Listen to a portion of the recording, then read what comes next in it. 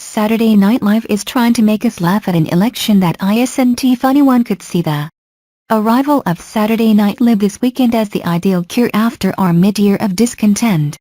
After birtherism, and deplorables, and expense forms and messages, and gossipy tidbits about undertakings and recordings and body pairs, we would all be able to utilize a chuckle.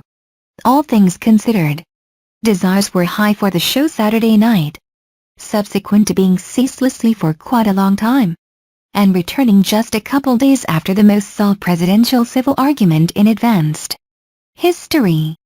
In any case, it turned out to be clear, rapidly, that any farce could beat the bizarre of the first demonstration. SNL's Frosty Open was a comedic interpretation of the current week's verbal confrontation, with SNL veteran Kate McKinnon playing Hillary Clinton and long-lasting companion of the show Alec Baldwin playing Trump. Indeed, even after McKinnon entered the stage hacking and wobbling with a stick, referencing the genuine competitor's late episode of pneumonia, and after Alec Baldwin's Trump whined of a broken mic and left the face while throwing a mini tantrum after the main inquiry, nothing appeared to contrast with the genuine firecrackers from prior this week. Later endeavors at presidential race satire were somewhat better all through the scene. A Family Feud production drove by Kenan Thompson, playing host Steve Harvey, included an opposition between the Clinton and Trump families.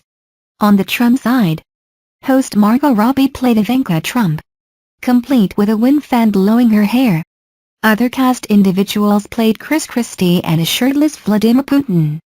Kate McKinnon, only minutes after her turn as Hillary Clinton in the driving ring open, played Trump battle chief Kellyanne Conway.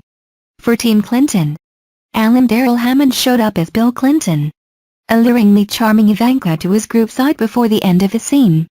SNL's endeavor to downplay a decision that has appeared to be a balance of negligible and gravely genuine all in the meantime comes as some question the part entertainers ought to play in testing lawmakers this race year.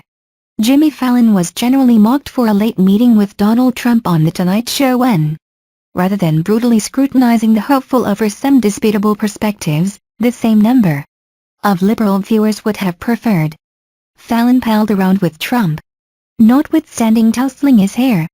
Entertainer Samantha Bee, who has a week-after-week comic drama appear, was as of late scorned by New York Times feature writer Russ Douthat in an article.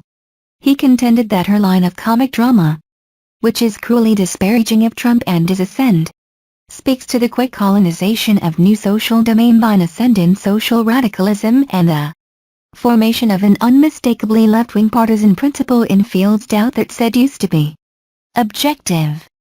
In the event that it appears to be nobody can very get the comic drama right in this race, or minimum not make everyone cheerful, entertainers alone want not be at fault with hopefuls and issues that, day by day, rub up against probably the most hostile issues in American life: race, sex, and class.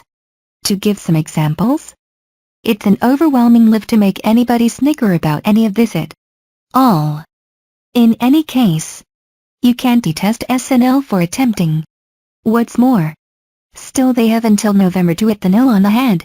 In spite of the fact that the expressions of Kate McKinnon in Saturday Night's Cool Open may have been the most precise representation of the electorate we've found in parody this year, playing Clinton neglected open level-headed discussion scene.